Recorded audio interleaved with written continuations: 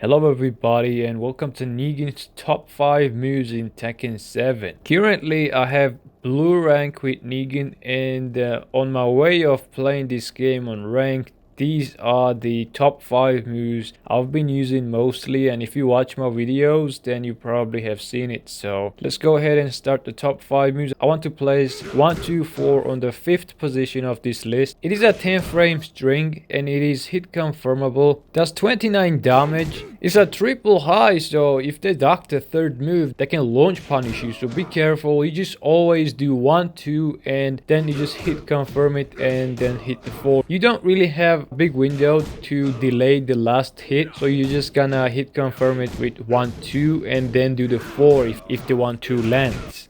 You will get +1 frame if the whole thing connects. If they decide to block everything, it's -9. It's not punishable on block, so you don't really get any punishment. You just lose your turn. If the last hit will be a counter hit, if they decide to press something, you will get back 1 +2 guaranteed. Or you can do forward 2 for the plus frames. It will do less damage, but it will give you more plus frames. And this right here will give you a wall combo if it's done right next to the wall, if the 4 lands as a counter hit. This string has another follow-up, which is 1, 2, 2, which is the reason people will try to press something and try to interrupt you, because 1, 2, 2 is a safe string on block. It can be interrupted and some characters can actually get combos out of it, like Armor King right here. So I would not recommend to finish this string if you see that it's being blocked against characters like this.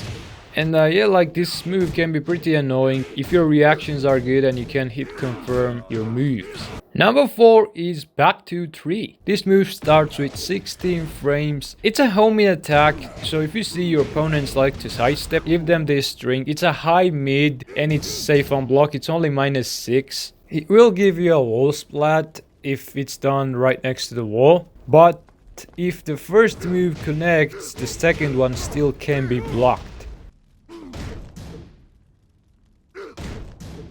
But if it's a counter hit, then whole thing is guaranteed. Nothing can be blocked anymore. This move reaches really far, but be careful to get whiff punished with this, because as you can see, Negan goes very close to his opponent. This can be a pretty good string to throw it out randomly if you wanna do some poking game against your opponent. Number 3 is down 2. This is 17 frames, it's +2 on hit, it has a very good range as you can see, but again Negan goes close to the opponent, so be careful, don't get whiff punished.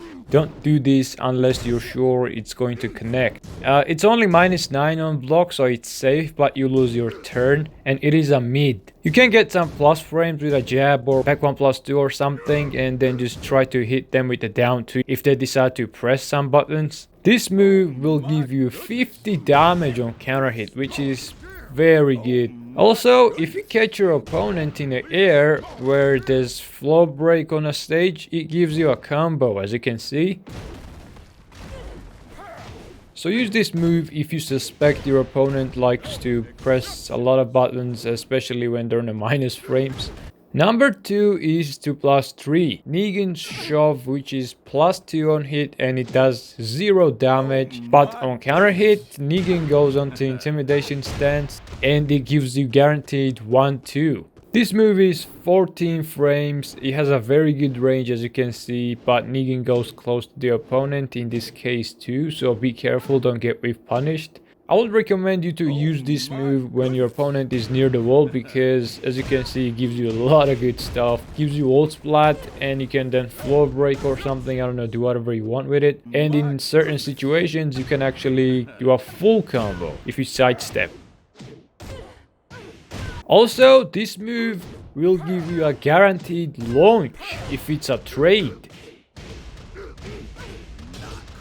This move is -7 frames on block, so it's safe. And number 1, Negan's best move, back 1 +2. It's 22 frames and it's +16 on hit. This move is super good. It will land on the grounded opponent. It's +4 on block. It's a mid. And on a counter hit, it's a launcher and gives you a lot of damage, as you can see.